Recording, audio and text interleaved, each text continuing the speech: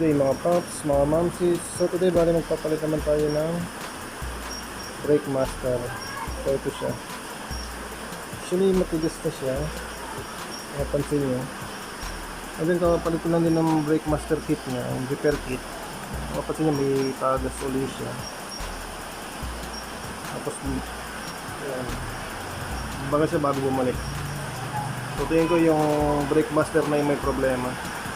Papapalitan natin siya ngayon ng bago. Ayan. Papalitan na lang natin siya ng bago.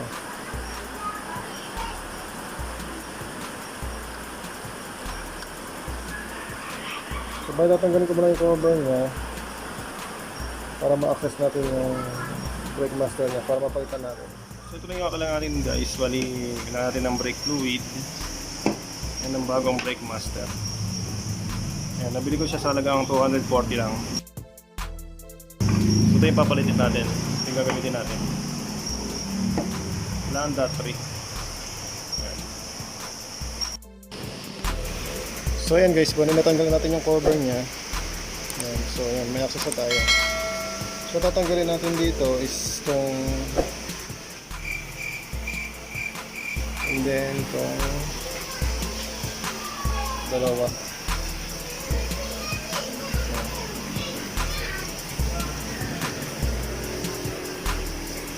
So yung brake fluid guys, di ko na siya i-drain kasi kakaplas ko lang nung brake fluid ito, so bago pa siya. So yan guys, bali lagyan ko siya ng basahan para protection sa fairings natin. Then tinagilid ko siya para yung fluid nandito sa banda rito, di siya tumapon ng marami. So next na tatanggalin natin itong tornilyo. So expect nyo na may tutulo dyan na brake fluid.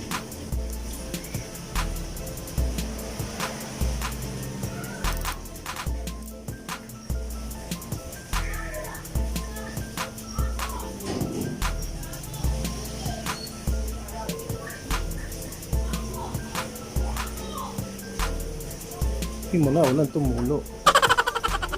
Kaya since nakatagilid siya, di siya tumulo guys. Tanggalin natin itong tornilyo.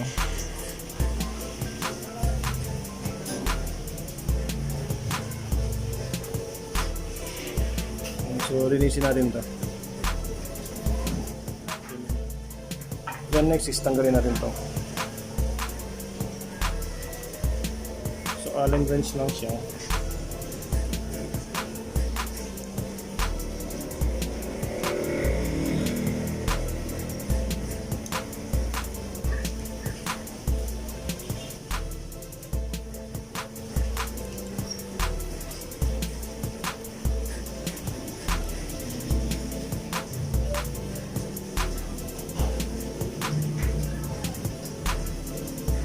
Then yung switch ay yung wiring para sa switch brake light, tanggalin din natin. Ayan guys, tanggalin natin. Then linisan natin guys yung hose.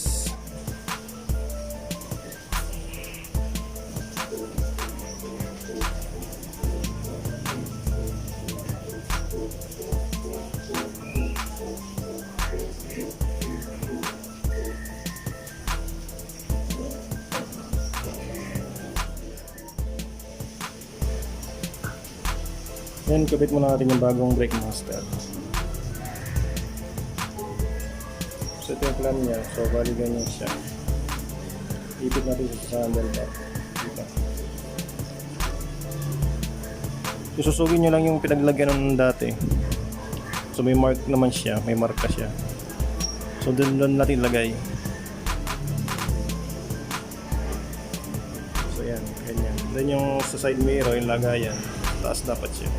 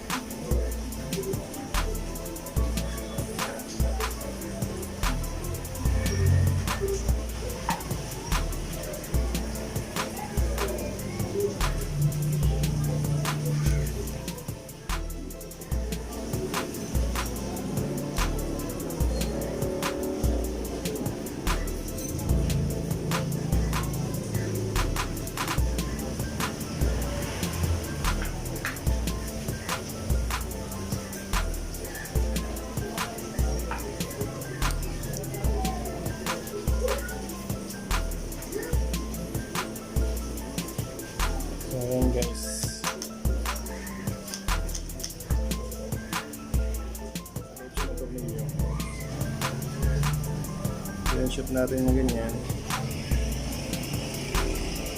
Then yung isa dito.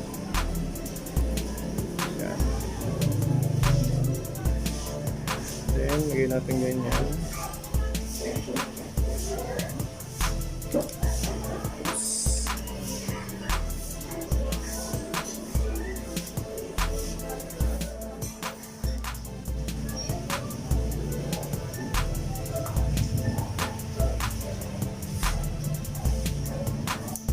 Pwede natin.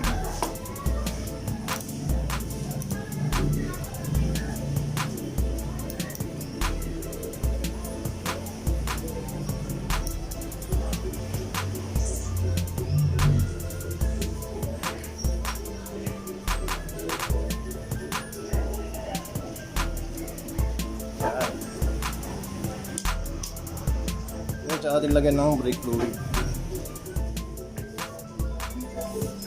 Tanggalin yung cap.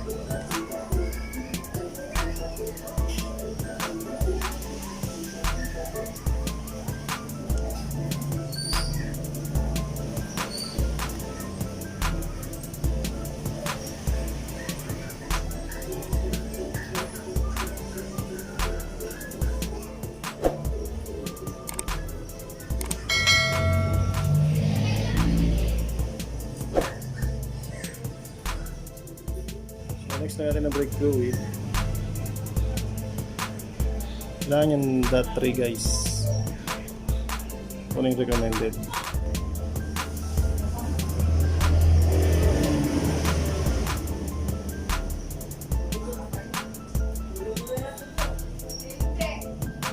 Then pump nyo lang.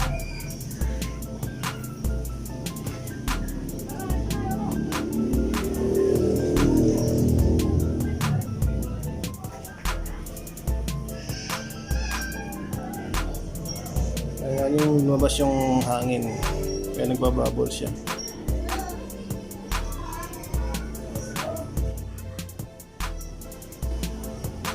Ayun, dahil pa yung hangin.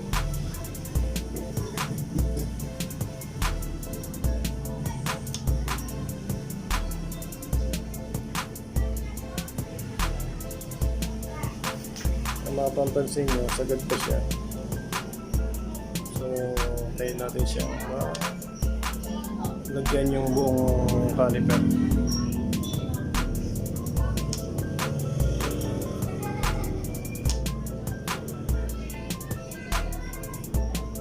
Yan, medyo nag-okay na siya.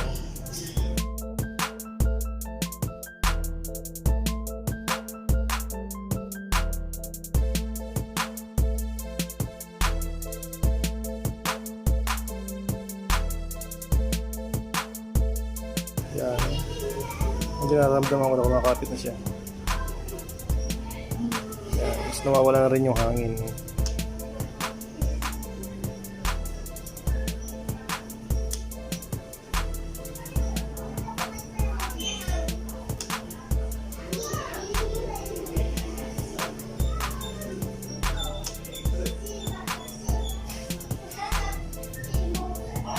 Napansin nyo, wala na halos lumalabas na bubbles. Ibig sabihin yung hangin nakalabas na.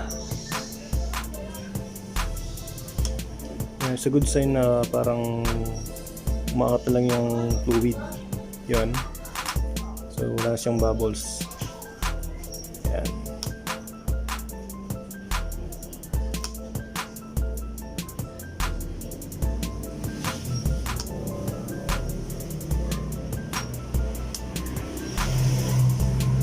Hindi na bubbles yung lumalabas, bali parang nagbubuga na siya ng fluid. So it's a good sign na wala nang air doon sa loob. Then yung ano niya, huwag siya masyadong pupunuin. Kung ano yung max level lang niya, hanggang doon lang. Mapapansin niyo hanggang dito siya. Okay na yung fluid na yan.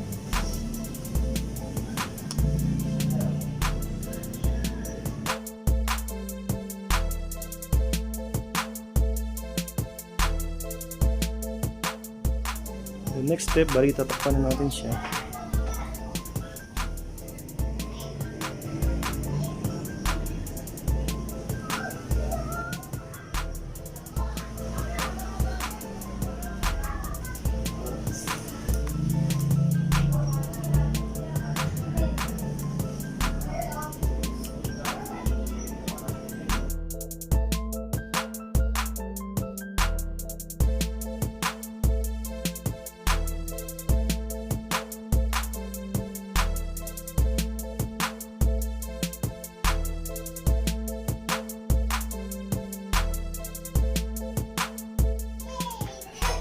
So yan guys, okay na.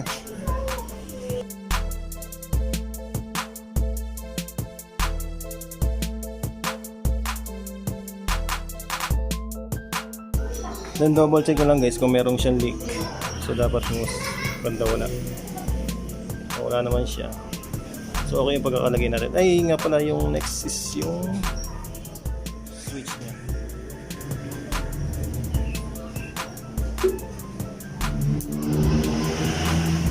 So ayan. Then lagay natin sa gilid. Ayan guys, okay na siya.